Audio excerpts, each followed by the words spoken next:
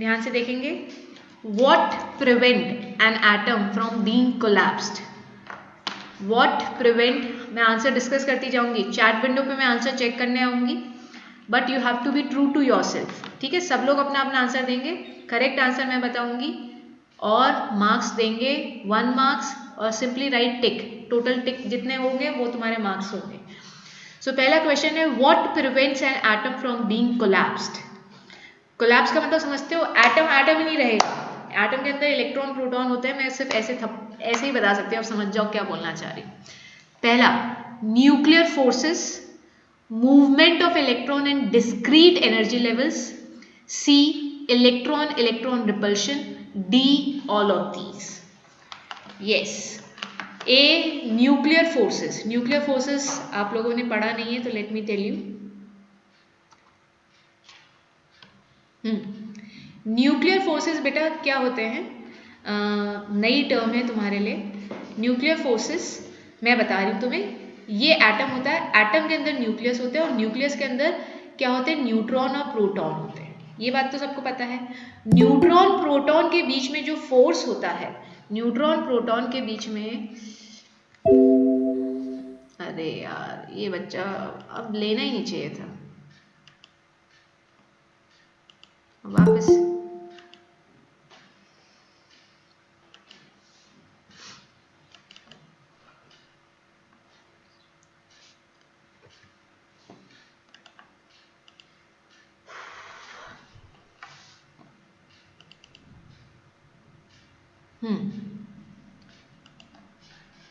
तो पहला क्वेश्चन जिन्होंने ज्वाइन किया है वो अपने वापस से बता रही हूँ, अब मैं किसी को नहीं बताऊंगी।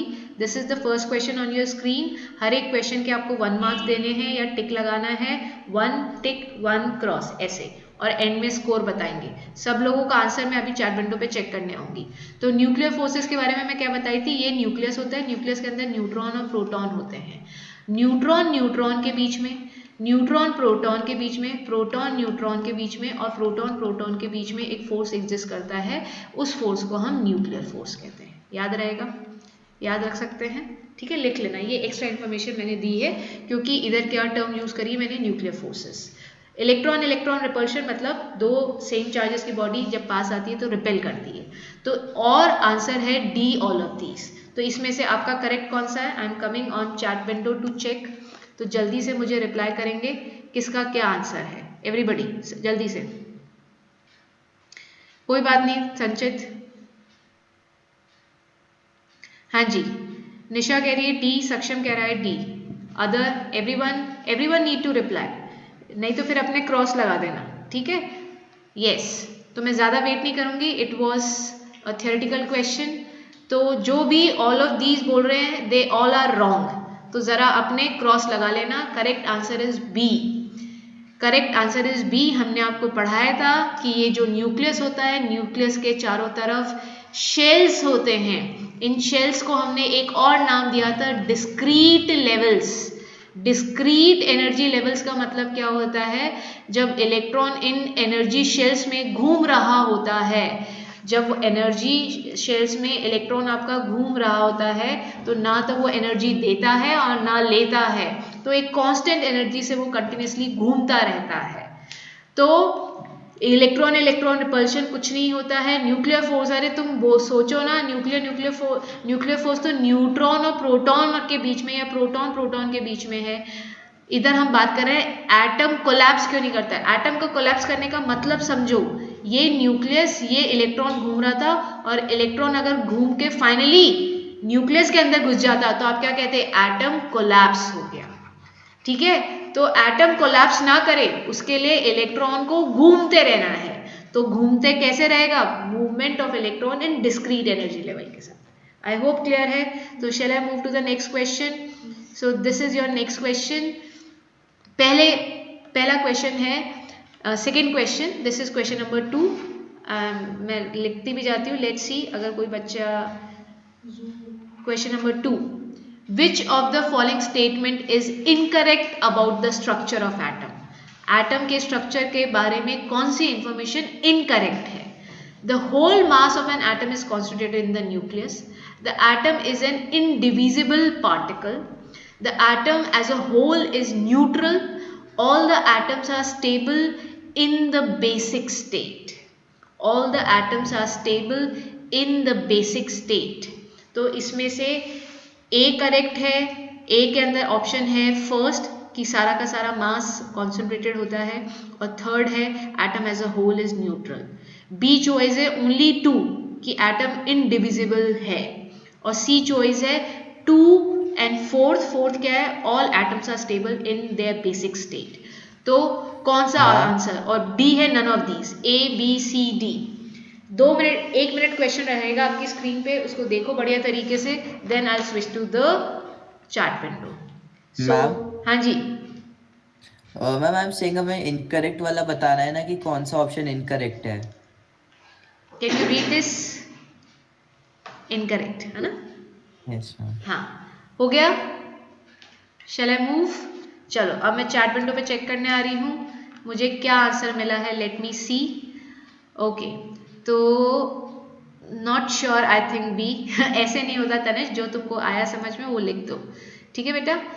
पलाश आपने आंसर दे दिया, डी दिया है, बी बी सी. ओके काफ़ी डिफरेंट आ रहे हैं, तो जो भी है अपना मार्क्स अपने हिसाब से देना.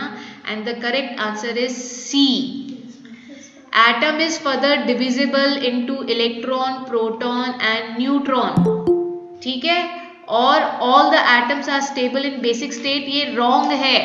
अरे भाई ऑक्सीजन स्टेबल होता है क्या बेसिक स्टेट में? O2 स्टेबल होता है. नाइट्रोजन स्टेबल होता है क्या बेसिक स्टेट में? N2 होता है. तो कुछ एटम बेसिक स्टेट में स्टेबल होते हैं, जैसे कि हीलियम, नियॉन, क्रिप्टन, ज़ेनॉन, याद आ रहा है, बट ये स्टेबल नहीं होते हैं. तो कौन कौन से करेक्ट है, रॉन्ग है second and fourth. Atom further divisible भी है, और एटम कुछ एटम बेसिक स्टेट में क्या होते हैं, एग्जिस्ट नहीं करते हैं, स्टेबल नहीं होते हैं. ठीक है. तो जिन्होंने सी दिया है वो अपने आप को 1 मार्क्स दे दें, जिन्होंने रॉन्ग दिया है डेफिनेटली वो कुछ मार्क्स नहीं देंगे. तो will move to the next question. So question number 3 on your screen, and the question number 3 is who discovered the electron. Electron किसने डिस्कवर किया? A Rutherford, B Chadwick, C Thomson and D Goldstein. School में तो पढ़ा ही होगा, अगर मुझसे नहीं पढ़ा तो जल्दी से इसका आंसर करेंगे. ये तो बहुत ही बेसिक क्वेश्चन है. A Rutherford, B Chadwick, C Thomson and D Goldstein. हाँ जी shall I come on the chat window. हाँ जी आंसर करेंगे. क्या आंसर आ रहा है? अक्षत कह रहा है बी, पलाश कह रहा है सी, अनुष्ना कह रही है सी. यस. Anybody else? सक्षम ने भी सी बोला है, अनुष्का ने भी सी बोला है. तो आई होप ये सब लोग तो आप पढ़ के आए हो बुक में. ठीक है. तो C is the correct answer. C is the correct answer. अरे बी चैडविक ने तो न्यूट्रॉन डिस्कवर किया था. चैडविक ने न्यूट्रॉन डिस्कवर किया था. ठीक है.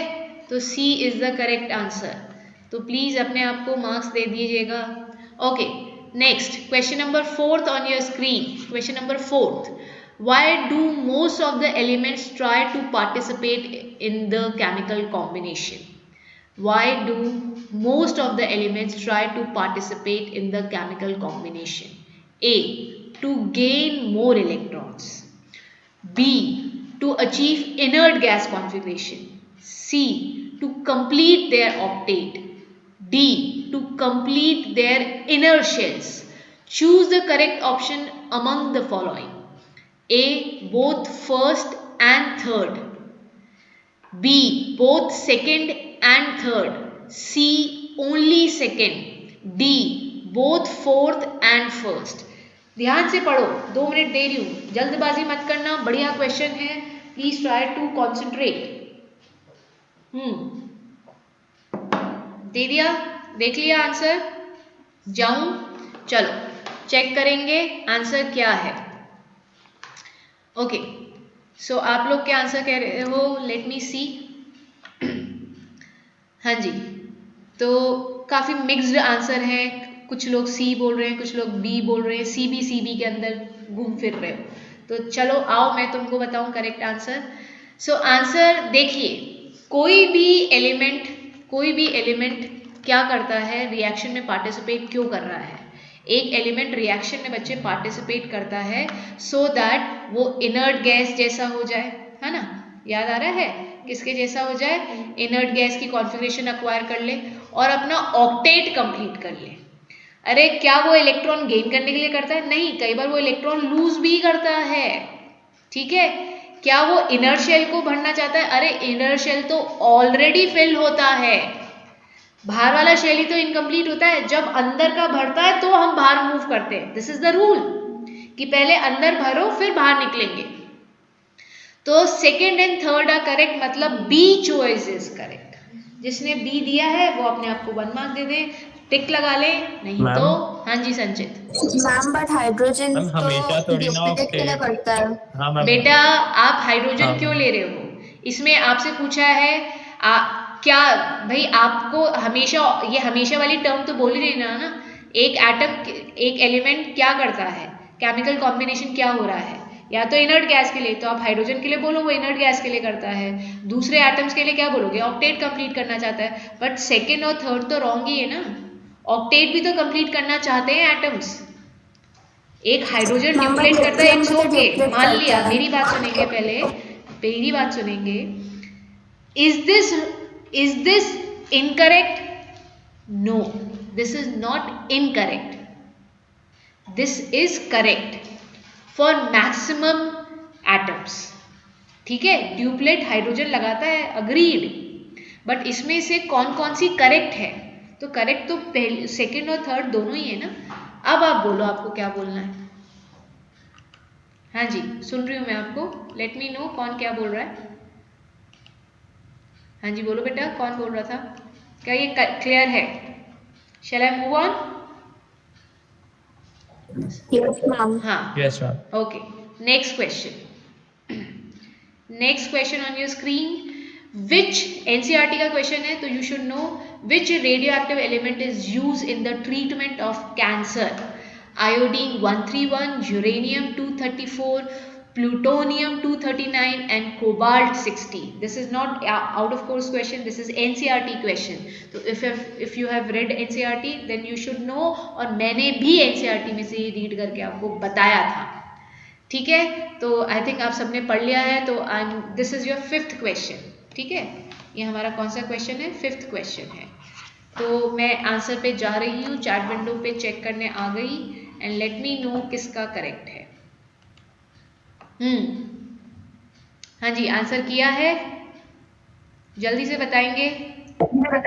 Ma'am can you show the options again? अरे भाई लो, which radioactive elements is use in the treatment of cancer? Iodine, uranium, plutonium and cobalt. Yes ठीक, एनफ टाइम दे दिया है, this is not the question जिसके अंदर हमें बहुत ज़्यादा समय की जरूरत हो, तो just let me know the answer. बच्चों बता दो जल्दी से किसका क्या आंसर है।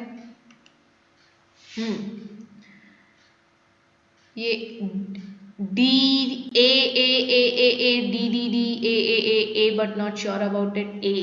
सो the correct answer is C for cancer, C for cobalt. ये मैंने ऐसे याद कराया था आपको, C for cancer, C for cobalt. Cobalt is use for the treatment of cancer. याद कर लो, रटो, ये चीज रटने की है तो रटेंगे, ठीक है। चलो आगे बढ़ते हैं, नेक्स्ट क्वेश्चन।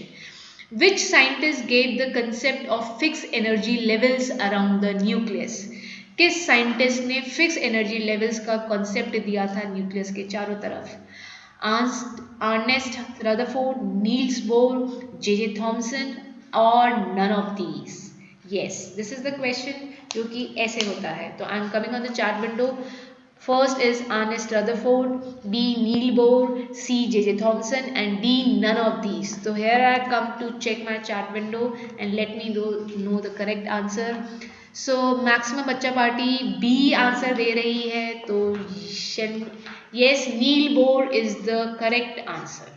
चलिए नेक्स्ट क्वेश्चन पे मूव करते हैं। So your next question is next question क्या है आपका? The molecular formula of potassium nitrate. The molecular formula of potassium nitrate is KNO3, KNO, KNO2, KON. Potassium nitrate का molecular formula KNO3 KNO KNO2 KON। So I think this is enough time for this question. जिसको आता है उसको आ गया होगा। हाँ जी, 3 लोगों ने ही आंसर किया इस क्वेश्चन का। नहीं, बी बी बी बी ए वाले 3 हैं, बी वाले काफ़ी हैं, आई डोंट नो। तो लेट्स सी। मैम बी पहले वाले क्वेश्चन का दिया था। हाँ तो इसका दे दो, इसके हाँ, ए आ गए, मिल गए मैम दे दिया, हाँ ठीक है, scroll करो। Got it. तो yes, A is the correct answer. A is perfectly correct answer. याद करने को अगर मैं दिलाऊं, पोटेशियम की होती वैलेंसी +1, नाइट्रेट की होती है -1, ठीक है। तो फॉर्मूला बनता है KNO3, ठीक है। चलिए तो हम आगे नेक्स्ट क्वेश्चन पे मूव करते हैं। देयर आर 3 क्वेश्चंस, 1 बाय 1 करेंगे क्योंकि एक एक के मार्क्स मिलेंगे। ये वाला क्वेश्चन कौन से नंबर का था? अरे नंबर काफ़ी देर से, सो 5, 6, 7 and 8. This is your question number 8, 9 and 10. So question number, electronic configuration of atomic number 19। जिसका एटॉमिक नंबर 19 है उसकी कॉन्फ़िगरेशन क्या होगी? 2,8,7, 2,9,8, 2,8,8,1, 2,10,7। बहुत ही बकवास से क्वेश्चन है, ठीक है। सो आई थिंक आ गया होगा सब लोगों का। हाँ जी, क्या आंसर है 8th क्वेश्चन का? सी। 8th क्वेश्चन का सी ईशा ने दिया है, अनुष्णा भी सी बोल रही है, सीमा मतलब प्रियांशी, ठीक है। आप लोग बेटा अपने हिसाब से मार्क्स अपने आप को देते जाइएगा, जो जितनी जल्दी देगा उसका करेक्ट मान लेंगे, ठीक है। सो यस, ये तो मैंने आपको रटाया था, आई थिंक आपको याद भी होगा। मैंने आपको बोला था कि पोटेशियम और कैल्शियम इनका नंबर होता है 19 और 20। ही लिबेव सिनॉफ नीना MG ऑल्सिव एस क्लार्क का। तो इसकी होती है 2,8,8,1 और इसकी होती है 2,8,8,2 because they are more stable like that. ये एक्सेप्शंस थे बट ये ज़्यादा स्टेबल होते इस तरीके से, तो C is the correct answer. Question number 9, the valency electron of an element are responsible for physical property of an element, chemical property of an element, both the properties और none of these. तो जल्दी से answer करेंगे। Question number 9, the valence electron of an element are responsible for physical property of an element, chemical property, both of the properties or none of these। मैं फिर से chat window पे आ रही हूँ because this is the question which will not take enough time। तो here I come, let me know the answer। yes बच्चों, 9th का D, 9th का B for question 9th, B 2-3 लोगों ने B बोला है। तो देखते हैं क्या है आंसर इसका।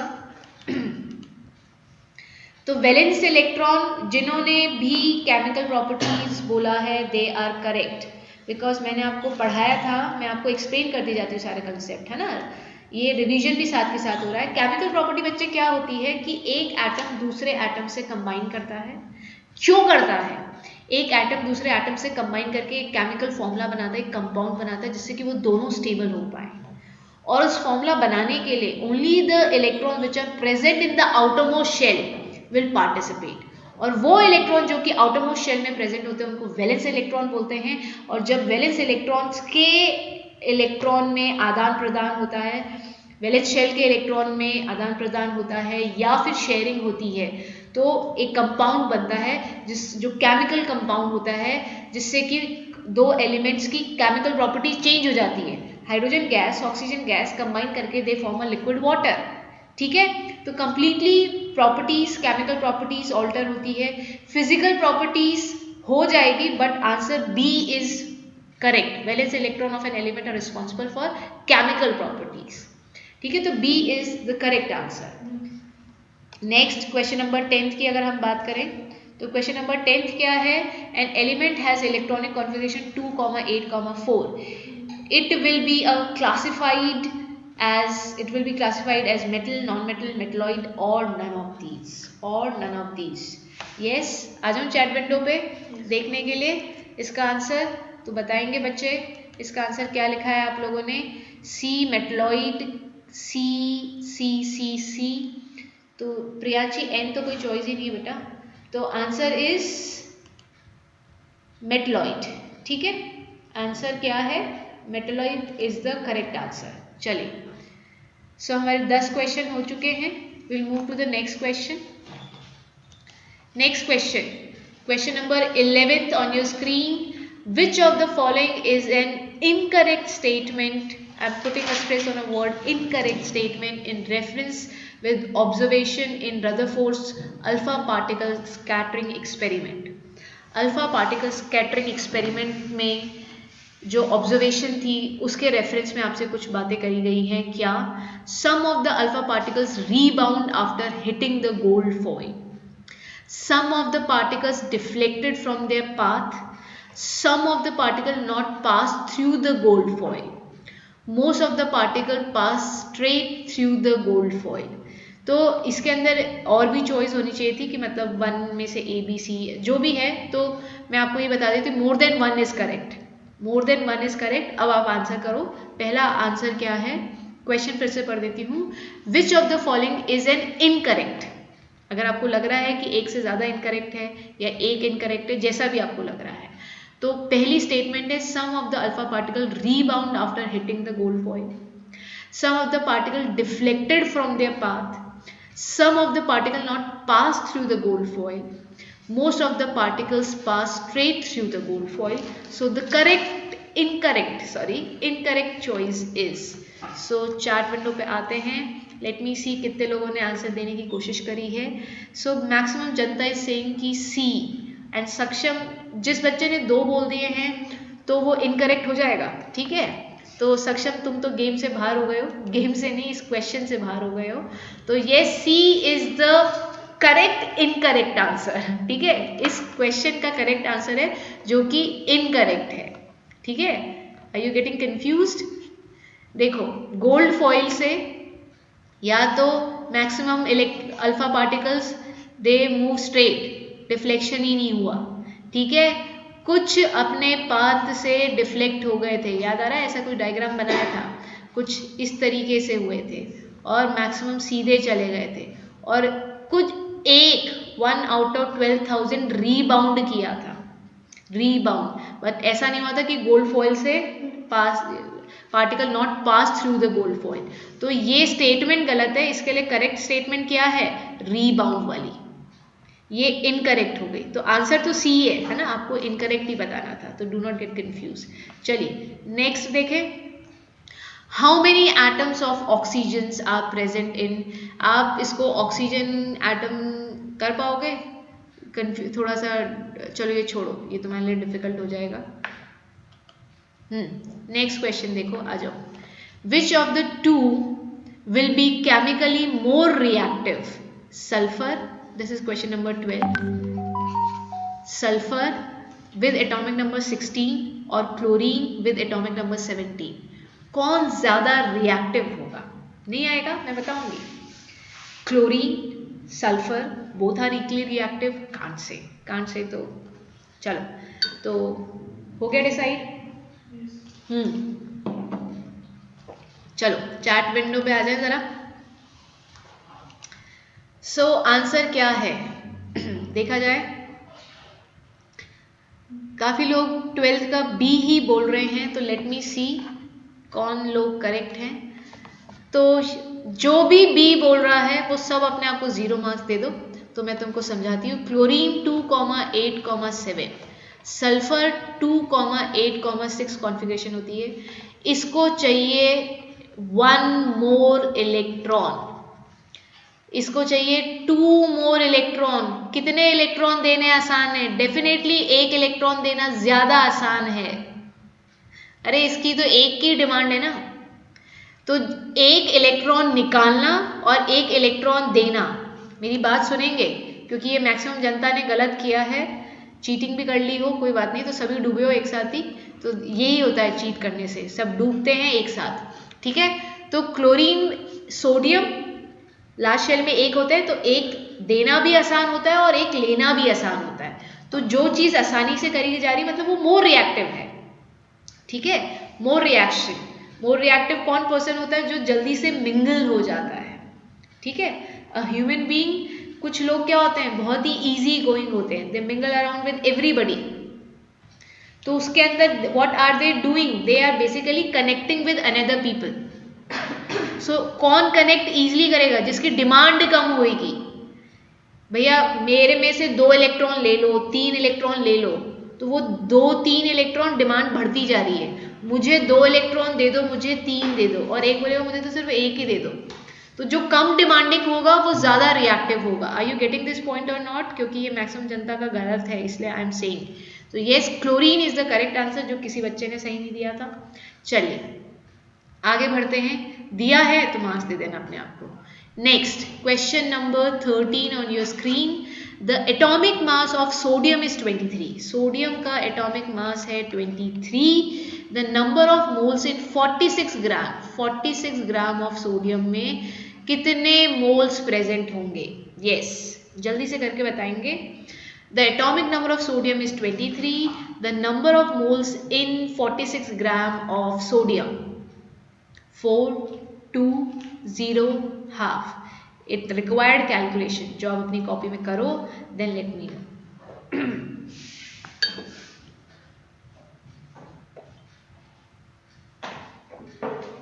हो गई? आऊं चेक करने? चलो, हाँ जी, करिए क्या कैलकुलेशन? 13 का D, B B B B B B. चलिए तो देखते हैं आप लोगों ने क्या आंसर किया है और एक्चुअली में आंसर आ क्या रहा है। ओके, सो आ जाइए बच्चा पार्टी, ध्यान देंगे सब लोग। एटॉमिक मास, ग्राम एटॉमिक मास क्या 1 मोल ऑफ एटम के बराबर होता था? Of an atom, did you remember what is mole? Mole, it is a quantity, it is a unit to measure an atom, ठीक है। वो एक यूनिट है एटम को मेजर करने की। वो यूनिट किसके बराबर होती है? या तो उस एटम के ग्राम एटॉमिक मास के बराबर होती है 1 मोल, या फिर वो उसके एवोगाड्रो नंबर के बराबर होती है। याद आ रहा है? तो जब 23 क्या है इसका ग्राम एटॉमिक मास, 23 ग्राम्स में कितने मोल है? 1 मोल। तो 46 ग्राम में कितने मोल होंगे? 1/23 into 46, that is 2 mole is the correct answer. Unitary method तो सही लगा लोगे, ऊपर का नीचे, आगे का पीछे। ये है ऊपर जो जाएगा नीचे, ऐसे सिखाया है, याद कर लो। ये है आगे, ये जाएगा पीछे, ठीक है। तो ऊपर का नीचे, आगे का पीछे will help you a lot. चलिए आगे बढ़े। Next question, this is question number 14 on your screen. An element X is divalent, another element Y is tetravalent. The compound formed by these two elements will be. एक element की valency दे रखी है, दूसरे element की valency दे रखी है, वो दोनों कंबाइन करके एक कंपाउंड बनाते हैं। तो वो कंपाउंड का फॉर्मूला क्या होगा? XY, XY2, X2Y, XY4। जल्दी से बताएंगे। यस, हो गया? आ जाओ, चेक करेंगे। चलो, पहला क्वेश्चन आएगा तनिष, सी सी सी, उसके बाद एस डी। ये एस कहाँ से आ गया है? एस तो कोई चॉइस ही नहीं है।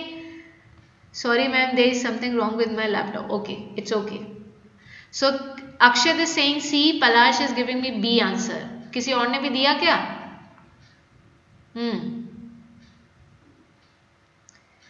किसी और ने दिया है क्या?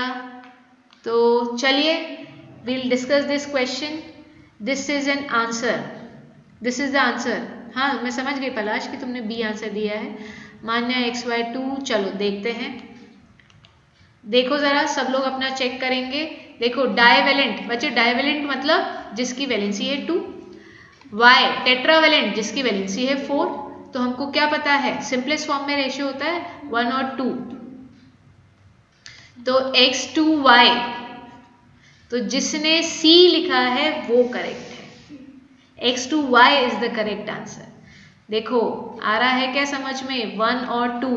अब क्रिस क्रॉस करोगे, अब क्रिस क्रॉस करोगे, ध्यान से समझो, है ना, तुमको समझाऊं, ये देखो x के लेट्स से x की कॉन्फ़िगरेशन है 2,8,2,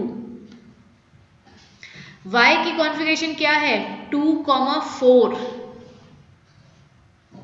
ठीक है, तो y को कितने चाहिए +4 चाहिए ना, मतलब, और x क्या करेगा 2 देगा, बट एक x का एटम 2 देगा, तो 2 x के एटम कितने देंगे 2 + 2 4, और वो कौन ले लेगा, एक y ही ले लेगा, समझो बच्चे। तो नहीं तो सिंपल याद रखो, जब भी यहाँ पे जो बैलेंस नंबर आता है उसका सिंपलेस्ट नंबर करना है। सिंपलेस्ट रेशियो क्या हुआ 1:2, याद करो, अगर 2:2 होता तो हम काट देते थे ना नीचे ही, है ना, काटते थे, इसलिए सिंपलेस्ट फॉर्म में याद रखना है।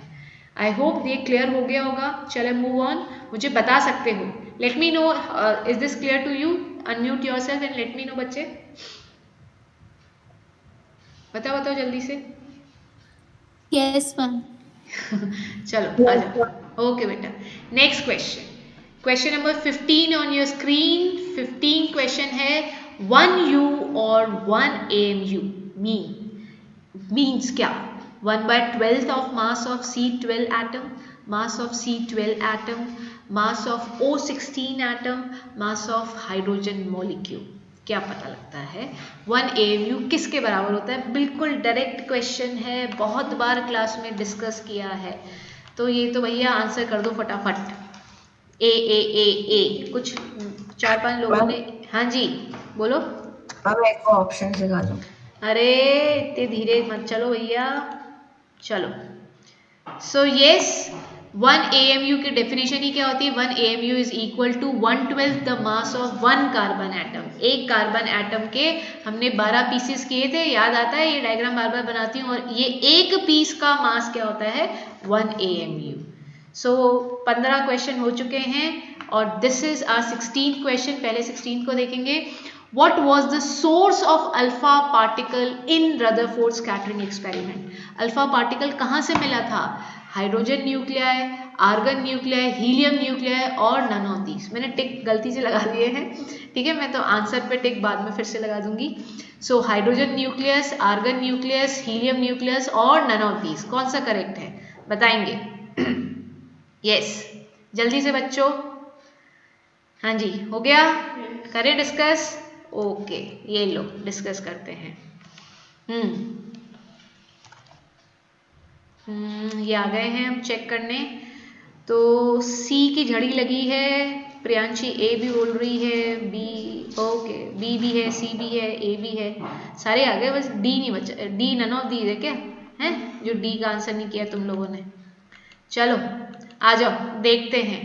तो answer C is correct, C is correct. Helium ion, helium 2+ ion को हम अल्फा पार्टिकल बोलते हैं, ठीक है, याद रखेंगे बच्चे। सो question number 17 on your screen. Which property of an element determine its chemical behaviour? Chemical behaviour एक एटम का, एक एलिमेंट का कैसे पता लगता है? उसका साइज देख के, उसकी वैलेंसी देख के, उसका मोलर मास देख के, उसका नन ऑफ दीज देख के कुछ भी नहीं, ठीक है। तो just let me no molar mass, valency, size. तो आ जाती हूँ, छोटा ही क्वेश्चन है, तो आ गए हम देखने के लिए। हाँ जी, बी बी बी बी 17 का बी, ओके। सो आंसर क्या है इसका? 17 का B is correct. Yes, because valency क्या बताती है, वो कितने इलेक्ट्रॉन लेगा या देगा, and we know that only the electron which are present in the outermost shell will participate in bond formation, जिससे कि वो नया कंपाउंड बनाते हैं, केमिकल कंपाउंड बनाते हैं, केमिकल रिएक्शन होता है। केमिकल बार बार we are using the term chemical. तो वो वैलेंस लास्ट शेल के इलेक्ट्रॉन को देख के पता लगा, ठीक है, जो उसकी वैलेंसी आई। और इसकी डेफिनेशन ही क्या होती है? Combining capacity of an element, combine करता है एक दूसरे एटम से एक एटम, केमिकली कंबाइन करता है, तो केमिकल बिहेवियर हो गया, ठीक है। चलो नेक्स्ट क्वेश्चन देखते हैं। सो this is question number 18 on your screen. ये तो तुमको नहीं आएगा, चलो आगे बढ़ते हैं।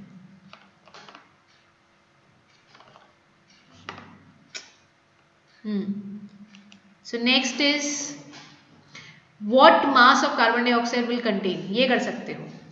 what mass, this is question number 18th, what mass of carbon dioxide will contain 3.011 into 10 की पावर 23 molecules, where कार्बन का मास दे रखा है 12 ग्राम्स, ऑक्सीजन का मास दे रखा है 16 ग्राम। अब लगा दो, कर लो बेटा, करो 2 मिनट लगाओ, ठीक है, करके दिखाओ फटाफट।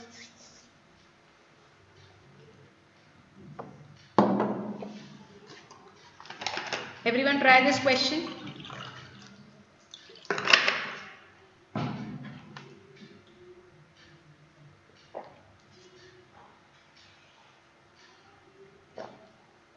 हो गया?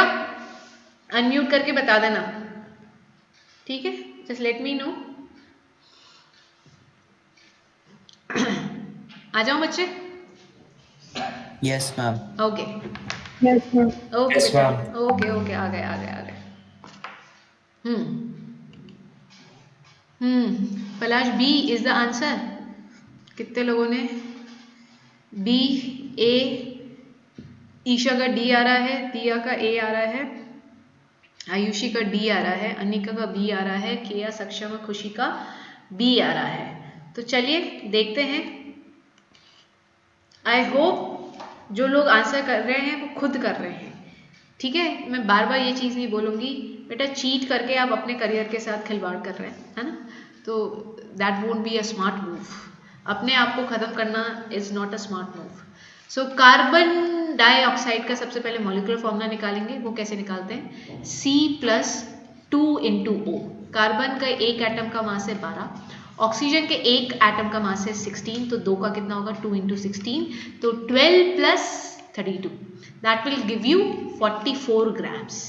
This is gram molecular mass. So gram molecular मास बच्चे किसके इक्वल होता है? एवोगाड्रो नंबर के, क्योंकि इधर हम मॉलिक्यूल्स के नंबर के बारे में बात कर रहे हैं। दैट इज 6.022 × 10 की पावर 23। क्या ये चीज़ें याद हो गई हैं क्या आपको? वो 3 ही तो हमारे फॉर्मूलाज हैं। 1, पहला क्या है? 1 mole of an atom of anything, ठीक है, एटम भी हो सकता है, एलिमेंट भी हो सकता है, is equals to gram atomic mass. ये याद करो बेटा, 1 mole of an atom is equals to Avogadro number, ठीक है। और तीसरा क्या है? Avogadro number equals to gram atomic mass. अरे हम इधर तो मैथ्स लगाते हैं ना, 1 = 2, 1 = 3, तो 2 और 3 आपस में इक्वल होंगे, है ना। So gram molecular mass is equals to, तो ग्राम मॉलिक्यूलर मास अभी आपने कार्बन डाइऑक्साइड का निकाला, जो कि कितना आया? 44। 44 ग्राम में कितने मॉलिक्यूल्स है? 6.022 इंटू, सॉरी उल्टा लिखेंगे, एटम्स हमको पता है, तो जो चीज़ पता होती है वो लेफ्ट में लिखते हैं कि 6.022 इंटू 10 की पावर 23 एटम्स का मास है 44 ग्राम, तो 3.011 इंटू 10 की पावर 23 मॉलिक्यूल्स का मास कितना होगा? 44 अपॉन 6.022 इंटू 10 की पावर 23, 3.011 इंटू 10 की पावर 23, 10 की पावर 23, 10 की पावर 23 कैंसिल आउट हो गया, इधर ये कैंसिल आउट होकर 2 हो गया, और यहाँ पे आ गया 22। So B is the correct choice, ठीक है। चलो आगे बढ़े। So will move on. So this is the next question, match the following column.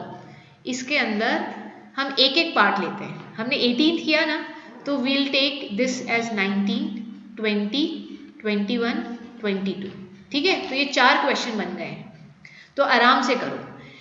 22 gram of helium, अब इसमें से कुछ भी चॉइस हो सकती है, मास भी हो सकता है, मोल भी हो सकता है, ग्राम मास भी हो सकता है। तो मैं तुम्हें हीलियम के एक एटम का मास 4 ग्राम बता देती हूँ। अब वो देखो वो किसके इक्वल होगा, ठीक है, करो ट्राई। नहीं आएगा तो आई एम हेयर ओनली, मैं बता दूंगी। बेटा ये भी ग्राम में है।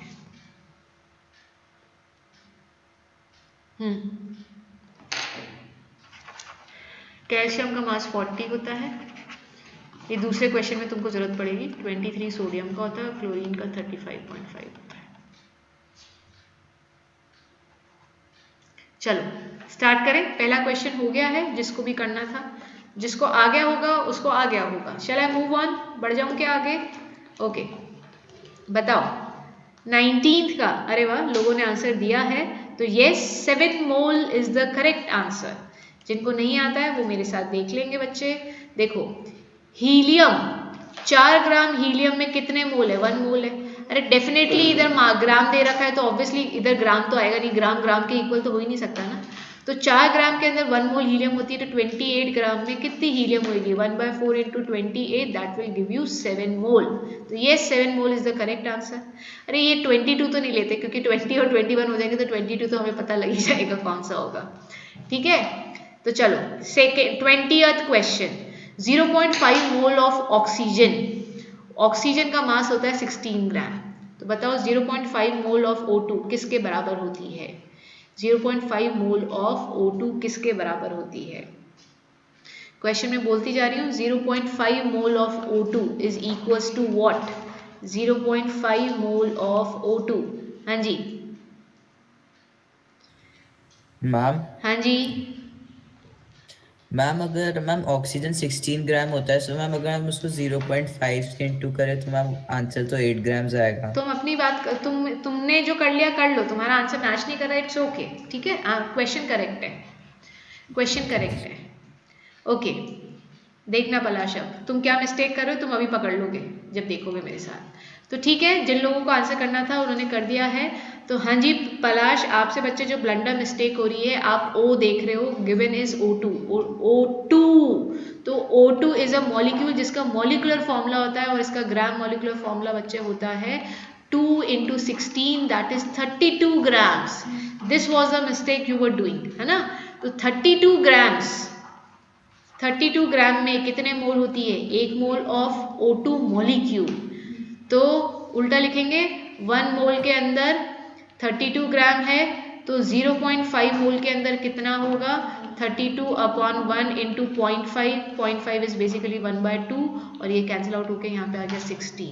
तो आई होप ये क्लियर है पलाश को, क्या मिस्टेक हो रही थी। इज दिस क्लियर बच्चे? हाँ जी पलाश, यस मैम। ओके बेटा। So next is molecular mass of common salt. अब मैं कॉमन सॉल्ट का फॉर्मूला नहीं बताऊंगी, मैं बहुत बार बता चुकी हूँ, उसके बारे में इंफॉर्मेशन मैंने लिख दी है। Again it's a very easy question, क्योंकि मैंने कुछ लिख दिया है ऐसा जिससे कि तुम्हें पता लग जाएगा। ठीक है, so molecular mass of common salt हो गया। आ जाए हम जरा, आ जाओ, चलो आते हैं, चेक करेंगे, जल्दी से बताएंगे। सो यस बच्चों का आंसर आ गया है। Ma'am your voice is not coming. कितने लोगों को मेरी आवाज नहीं आ रही है? मैम बीच बीच में वॉइस ब्रेक हो रही है। ये जय आए मतलब इन सबको प्रॉब्लम आ रही है? Yes ma'am. No ma'am 1। Yes ma'am. तुम तो मुझे ये बताओ, एम आई ऑडिबल और नॉट? मेरी वॉइस ब्रेक हो रही है मैम क्या? You are audible but your video is pausing in between. Video मेरा वीडियो चला जाता है, वो मैं अपने आप मैनेज कर रही हूँ। वीडियो पॉज नहीं हो रहा, मैं दिखनी बंद हो जाती हूँ, इट्स ओके, हम उसकी बात नहीं कर रहे हैं। We are talking about my voice. Ma'am it's clear. Clear. तो हाँ, तो बेटा जिसको प्रॉब्लम आ रही थी प्रियांशी, वो आप मीटिंग छोड़ के रीजॉइन कर लो, ठीक है। Now it's coming, okay okay. So NaCl का बच्चे फॉर्मूला, NaCl बोल ही दिया, कॉमन सॉल्ट का फॉर्मूला होता है NaCl। Na is 23 plus chlorine 35.5 या 4 जो भी है, इससे आपका आ जाएगा 58.54 ग्राम्स। 22 हम इसको काउंट नहीं कर रहे हैं बिकॉज अब ये मैं निकाल देती हूँ तुमको, ठीक है। ये 1.5 मोल ऑफ कैल्शियम किसके बराबर होगा? अरे भाई 1 मोल के अंदर कितनी कैल्शियम होगी? ग्राम एटॉमिक मास कैल्शियम का कितना होता है? 40, मैंने बता दिया है।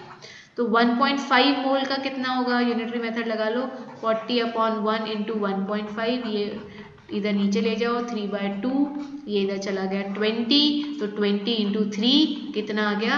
60 ग्राम्स। अरे सॉल्व करना तो आना चाहिए। Is this clear to everybody in the class? क्या आपको समझ में आ रहा है? यस, कि हम कैसे निकालेंगे? सीखना बहुत जरूरी है, ठीक है। बढ़ो आगे, स्पीड ठीक है? ज्यादा लग रही है क्या? Am I going fast? Okay next question.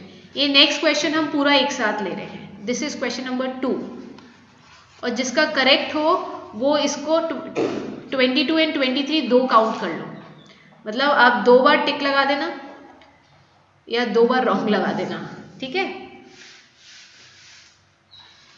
Okay देखो आराम से देखो, टाइम दे रही हूँ। Sodium carbonate, sodium bicarbonate, sodium sulphate and sodium phosphate, ठीक है। ऐसे लिख लो answer A B C D के सामने उनके जो चॉइस आ रही है, फिर मैं चैट विंडो पे आऊंगी।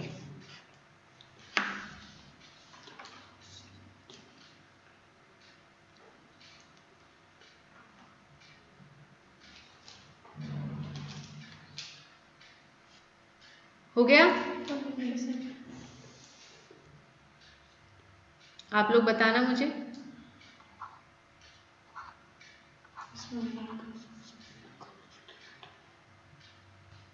आ जाऊं?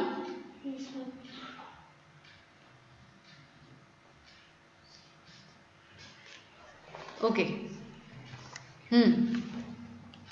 तो पूरा पूरा आंसर देंगे। आदित्य ने ट्राई मारा है A का 3, B का 1, C का 4, D का 2। खाली एक आंसर नहीं देना है, एक आंसर नहीं माना जाएगा Palash, you have to give the complete answer, है ना। तो आई होप दूसरे बच्चे भी कर रहे होंगे या अपनी कॉपी में कर लिया होगा। तो shall I discuss this question? क्या मैं डिस्कस करना स्टार्ट कर दूं? चलो, काफ़ी लोगों के आंसर आ गए हैं। बच्चे एक आंसर मत दो, मज़ा नहीं आता एक आंसर के अंदर, ठीक है। Do not give the single answer, उसमें मज़ा नहीं आता है। तो आ जाओ। ए सोडियम कार्बोनेट इज, एक मिनट रुकेंगे, is Na2CO3, that is your third choice. B sodium bicarbonate is first, NaHCO3, जिसको सोडियम हाइड्रोजन कार्बोनेट भी बोलते हैं।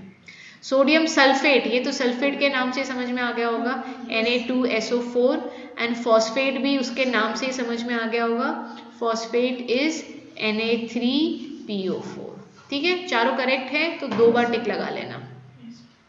चलो नेक्स्ट क्वेश्चन की तरफ बढ़े। So will move to our next question.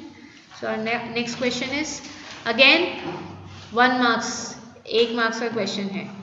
सारे करेक्ट हो तो टिक लगाना, अगर एक भी गलत हो जाए तो टिक मत लगाना, शर्म आनी चाहिए अगर तुम्हारा एक भी गलत हो जाए तो, ठीक है।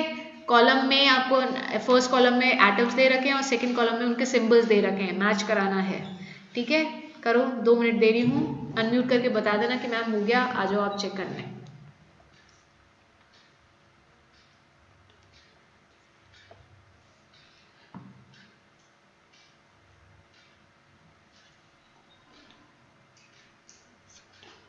हो गया?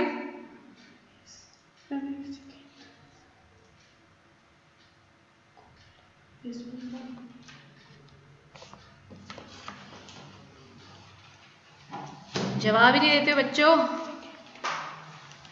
हाँ जी यस मैम। हाँ 1 मिनट। ओके। इतने लोगों की मीटिंग भी छूट गई यार, इतनी बढ़िया क्विज चल रही है आज तो, ठीक है। अभी तक मुझे किसी का आंसर नहीं दिख रहा है, या तो मेरे सिर्फ एक Nisha. Show it once.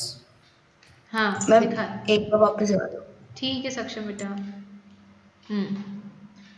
Although अब मैं आंसर लिख रही हूँ, है ना, इतना धीरे नहीं करेंगे। तो silver is Ag, sodium is Na, gold is Au, potassium is K, ठीक है। जिसका करेक्ट है मार्क्स दे दो भैया। चलो नेक्स्ट क्वेश्चन। 24 हो गए हैं, 25, 26, 27। The nucleons are proton electron, neutron electron, proton neutron और नन ऑफ दीज। बार बार नहीं पढ़ूंगी, बहुत इजी क्वेश्चन है। The nucleons are proton electron, neutron electron, proton and neutron और नन ऑफ दीज।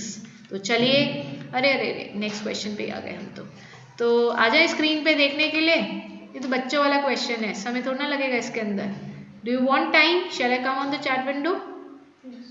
चलो बता दो। आ गया? लिख लिया आंसर 25 का? लिखो फटाफट फटाफट। सो थर्ड और सी जो भी चॉइस दे रहे हैं, तो लेट मी सी। अरे न्यूक्लियॉन, न्यूक्लियस के अंदर जो प्रेजेंट होते हैं पार्टिकल्स, उनको न्यूक्लियॉन बोलते हैं। और न्यूक्लियॉन न्यूक्लियस के अंदर आपके होते हैं न्यूट्रॉन और प्रोटॉन, तो third is the correct answer. ठीक है, next question number 26, the isotope deuterium of hydrogen has, मैंने 3 आइसोटोप बताए थे, प्रोटियम, ड्यूट्रियम एंड ट्राइट्रियम। ठीक है, ये मैंने तीनों बताए थे आपको, प्रोटियम, ड्यूट्रियम एंड ट्राइट्रियम, ये तीनों हाइड्रोजन के भाई हैं। अब बताइए कि ड्यूट्रियम जो आइसोटोप होता है उसमें क्या होता है, no neutron and 1 proton, 1 neutron, 2 proton, 1 electron, 2 neutron, 1 proton, 1 neutron. Yes, the isotope deuterium of hydrogen has no neutron and 1 proton, 1 neutron and 2 neutron, proton, 1 electron and 2 neutron, 1 proton, 1 neutron। तो इधर हम chat window पे आते हैं इस answer को देखने के लिए और आप मुझे रिप्लाई कर दो बच्चे। हाँ जी, 26 का 4 दे रहे हैं 2-4 लोग। So answer correct is yes, जिन्होंने भी 4th बोला है वो सही है। तो मैं आपको याद दिला देती हूँ एक बार, प्रोटियम जो पहला मेंबर होता है प्रोटियम, उसमें ए उसका मास नंबर होता है 1 और एटॉमिक नंबर होता है 1। इसके अंदर प्रोटॉन का नंबर 1 होता है और न्यूट्रॉन का नंबर 0 होता है। अब हम ड्यूट्रियम में जाएंगे, ड्यूट्रियम, इसके अंदर बच्चे क्या होता है, मास नंबर 2 होता है, एटॉमिक नंबर 1 होता है, प्रोटॉन अभी भी 1 है और न्यूट्रॉन 1 आ गया है। ठीक है, और ट्राइटियम के अंदर क्या होगा, प्रोटॉन अभी भी 1 रहेगा, न्यूट्रॉन का नंबर 2 हो जाएगा, तो इट विल बिकम 3H1। याद रखेंगे सब लोग। ठीक है, ये रिवीजन करा दिया। Now 27th question, the electrons present in the outermost shell are called. बहुत ही बकवास क्वेश्चन। Valency electron, octet electron, duplet electron, valence electron. The electrons, देखो there is a slight difference in the choice 1 and 4th. The electrons present in the outermost shell are called valency electron, valence electron, octate electrons। तो हाँ जी, discuss कर ही लेते हैं क्योंकि इसमें हल्का सा ट्विस्ट डला है, बहुत ही slight twist, but still there is a twist. हाँ जी, बताएंगे। क्या आंसर आ रहा है इसका? 28 क्वेश्चन का आंसर करेंगे फटाफट सब लोग। 27 का। So yes, valence electron is the correct answer. Valence electron is the correct answer. चलो नेक्स्ट क्वेश्चन पे मूव करें। 30 क्वेश्चन डिस्कस कर लेते हैं। क्वेश्चन तो बहुत है मेरे पास, बट हम 30 डिस्कस कर लेते हैं। Okay, next, an alpha particle contain, एक अल्फा पार्टिकल में क्या होता है? 4 positive charge ion, 2 mass unit, 2 positive charge ion, 4 mass unit, 2 positive charge ion, 2 mass unit, 4 positive charge ion, 4 mass unit. पढ़ाई करी होगी मेरे साथ तो ही समझ में आएगा, नहीं है तो कोई बात नहीं, मैं बता दूंगी। This is question number 8 and question number 28 and 29। हाँ जी, जल्दी जल्दी हो गया, ये तो आएगा तो ही बता पाओगे। तो आ जाते हैं, देखते हैं किस बच्चे ने धमाल किया है इस क्वेश्चन में। कोई बता पाया है? 28 का अनुष्का ने लिखा है कि मैम सेकंड होगा, और कोई नहीं? यस, कोई इस क्वेश्चन का दावेदार? एनीबॉडी एल्स जो बताना चाहेगा? जल्दी बताएंगे। ओके, तो आई थिंक आप लोगों ने अपनी कॉपी में तो आंसर लिख ही लिया होगा, अगर आता होगा तो बेटा हीलियम का मास नंबर होता है 4। अभी मैंने थोड़ी देर पहले भी यूज़ किया था, याद कर लो नहीं तो। और हीलियम के 2 पॉजिटिव आयन को, 2 पॉजिटिव आयन को हम बोलते हैं अल्फा पार्टिकल। तुम्हें पता है पॉजिटिव चार्ज क्यों आता है? क्योंकि इलेक्ट्रॉन निकल जाता है। बट मास नंबर किसके कारण होता है? थ्योरी को समझो, मास नंबर होता है न्यूट्रॉन और प्रोटॉन के कारण। तो जब हीलियम आयन बना, क्या न्यूट्रॉन और प्रोटॉन के नंबर के साथ खिलवाड़ किया? नहीं। तो मास तो अभी भी 4 रहा और उस पर 2 पॉजिटिव चार्ज आ गया। तो yes Anushka, you are correct, 2 positive charge and 4 mass unit is the correct answer. Question number 29. The atomic number of sodium is 11 and its mass number is 23. So it has 11 neutron, 12 proton, proton 12, electron 11, electron 11, 12 neutron, 12 electron and 11 electron neutron sorry. हाँ जी बताएंगे, हो गया? ये तो बहुत easy question है, समय नहीं लगने वाला चाहिए इसके अंदर। ओके तो चैट विंडो पे आ जाए जरा चेक करने। ओके हाँ जी बताएंगे बच्चों। 29th CCC की झड़ी लगी हुई है। ओके सो यस सारे बच्चे इंटेलिजेंट हो गए हैं। Atomic number is basically electron का नंबर या फिर प्रोटॉन का नंबर, तो यस इलेक्ट्रॉन 11 है।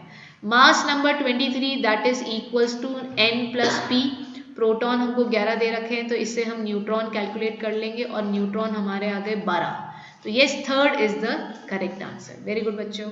नेक्स्ट क्वेश्चन, सिर्फ एक क्वेश्चन ही ले लें, ये वाला 30th question is your last question. Formula of sodium carbonate and ammonium sulphate, जिसके दोनों करेक्ट होंगे वही अपने आप को मार्क्स देंगे, एक के लिए मार्क्स नहीं देने। सोडियम कार्बोनेट और अमोनियम सल्फेट का फॉर्मूला लिखना है आपको, दोनों करेक्ट होंगे तो मार्क्स मिलेंगे, एक करेक्ट पे मार्क्स नहीं मिलेंगे। हाँ जी सोडियम कार्बोनेट वैलेंसी याद करने को बोला था, अब देखो याद होगी तो ही लिख पाओगे। Formula for sodium carbonate and ammonium sulphate, chart window पे तो आ ही जाते हैं।